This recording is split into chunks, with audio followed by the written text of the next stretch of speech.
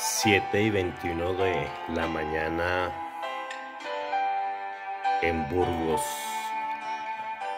Amanece un poco frío y para nosotros al hacer este podcast es un reto vencer el frío, el sueño, puesto que en el día de ayer se hizo el cambio de la hora y en la noche tenemos una hora más de esparcimiento y en la mañana podríamos perfectamente tener una hora más para dormir. Hoy empezamos un nuevo capítulo de nuestro libro temático y vamos con el capítulo 3, que van de la página 48 a la 51.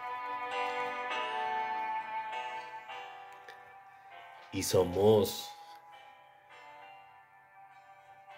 enfrentados a una pregunta después de haber leído las páginas. Cuando queremos hacer un cambio, hay una motivación en nuestro corazón para cambiar, para realizarlo. Hay una inquietud que el Espíritu pone en nuestra mente y en nuestro corazón. Y vienen preguntas tales: ¿por qué se hace esto así? ¿Por qué se hace esto de esta manera? ¿Por qué no se invierte esfuerzo en aquello otro? ¿Por qué no se hace un plan de esta magnitud? ¿Por qué en mi iglesia no hay evangelismo? ¿Por qué en mi iglesia no hay esto o aquello? En fin, muchas preguntas vienen a nuestra mente. Y cuando queremos realizar nosotros un cambio, una reforma, se empieza por ahí, por inquietudes profundas del corazón. La sociedad secularizada podría llamar esto como una crisis existencial, que es nada más y nada menos la necesidad del ser humano en buscar un cambio en algo o en alguien. En el día de hoy seguimos recordando pues la vida e historia y experiencia de Goya.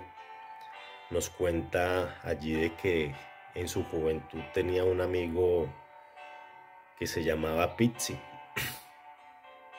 y asistían a una iglesia grande de muchos miembros, donde habían buenos programas, había buena música y la gente en general era muy amable y muy querida con ellos. Pero había un pequeño problema y era el liderazgo. El liderazgo del momento era ejercido por un pastor que ya era viejo, muy anciano.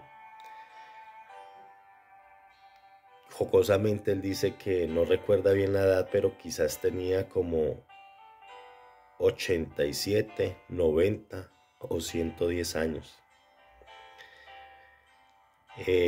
Como para redondear la idea, era un hombre que sirvió fielmente a Dios, que trabajó quizás mucho en la obra de Dios, pero cuando él se paraba frente al púlpito, inclinaba su cabeza y a veces respirando con dificultad decía: hermanos, con voz entrecortada, y luego predicaba lentamente, muy lentamente, y hacía pausas para respirar hondo, de tal forma que hacía que algunos feligreses se durmiesen y los jóvenes en la parte superior se distrajesen leyendo revistas o en el móvil. Estando allí, a estos dos jovencitos les vino la necesidad de hacer un cambio, de querer intervenir, de querer ayudar. Y pues Pizzi le dijo a Goya que qué podían hacer, a lo cual responde Goya que podían hacer 3 cosas: quejarse, no hacer nada o orar. pues habíamos aprendido en otras lecciones en otros días atrás, de que cuando hay mucha oración, hay mucho poder, y cuando hay poca oración, hay poco poder. Recordando y teniendo esto en mente, que la oración no pretende cambiar las decisiones o la voluntad de Dios, sino que es un vehículo que nos abre la puerta de comunicación con Dios. Entonces, podríamos nosotros hacer eso que hicieron Pizzi y Goya, empezar a orar. Y cuando queremos una reforma, debemos en medio de nuestra oración primero pedir la intervención de Dios y pedir sabiduría para saber si lo que queremos hacer conviene o no. Así que la oración no pretende, en este caso en particular, diríamos que la respuesta a la oración es un proceso, no un hecho puntual. Orar de corazón genera orar de corazón genera crecimiento espiritual, dice Pavel. ¿No es ya esto una respuesta de Dios? Orar es conectarnos con el poder de Dios, y es siempre el poder de Dios el que origina y hace prosperar las historias de auténtica renovación en la humanidad. Persistir en la oración es necesario, pero no para convencer a Dios, sino para mantener viva la conexión con Él y depender de su poder. De las oraciones individuales brota el reavivamiento colectivo. Al tener de frente esta experiencia en el día de hoy con el libro y la experiencia de Goya,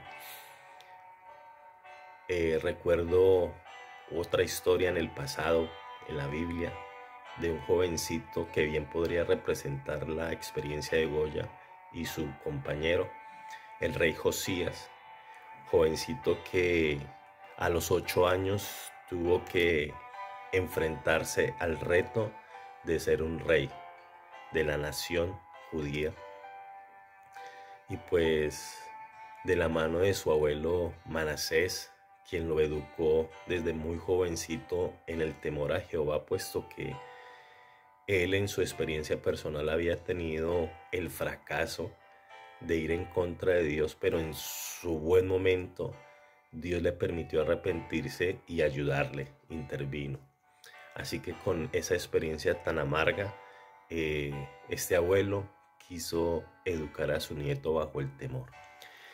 La historia cuenta de que su padre fue el que condujo a la nación a caer en la idolatría. Esta historia la encontramos registrada en Segunda de Crónicas, capítulo 34 y 35, y en Segunda de Reyes, capítulo 22 y 23. Resumiéndola, su padre es asesinado por uno de sus siervos, y ahora su abuelo, muy viejo, muy anciano, no podía gobernar. Le correspondió a Josías asumir el reto. Cuando, estando en el palacio, dice que allí se encontró de frente con la ley de Jehová, donde hablaba de eso, de no tener otros dioses, de reconocer a Jehová como el único. Entonces se produjo en él la necesidad de querer cambiar, de querer implantar una reforma. Y para toda reforma en la vida tiene que ser la necesidad de uno o de dos para querer empezar. Así que la invitación en esta mañana, apreciados, es que todos podamos sentir esa necesidad. En el corazón sabemos que queremos que las cosas cambien, que se hagan de otra manera, que haya un crecimiento y un fortalecimiento no solo en nuestra vida personal, sino en la iglesia, fuera de ella. Y la única manera de hacerlo es a través de la oración. Ese es el primer paso para nosotros poder entrar en esa experiencia de cambio. La respuesta a la oración es un proceso, como lo dijimos atrás. Nuestra intención con estos podcasts es que ustedes puedan tener la oportunidad de unirse a ese cambio. Cuando empiezas a orar, Dios empieza a trabajar, Puedes no verlo ni ser consciente de lo que Él está haciendo. Por tanto, puedes sentirte tentado a pensar que Él no responde, pero Él siempre se está moviendo. Cuando todo está listo, al fin puedes ver la respuesta. Otras veces quizás no conocerás el resultado hasta que estés en el cielo, pero Él lleva trabajando con ello todo este tiempo. Así pues, sigue orando, de manera que Dios siga trabajando.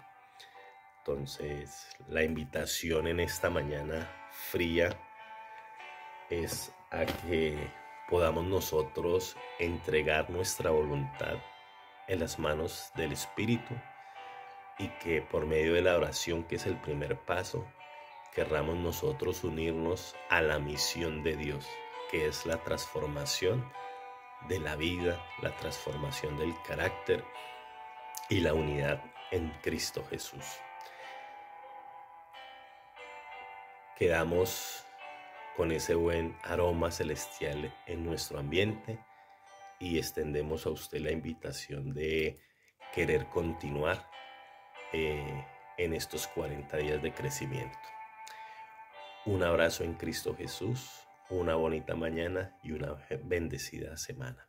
Dios esté siempre con ustedes.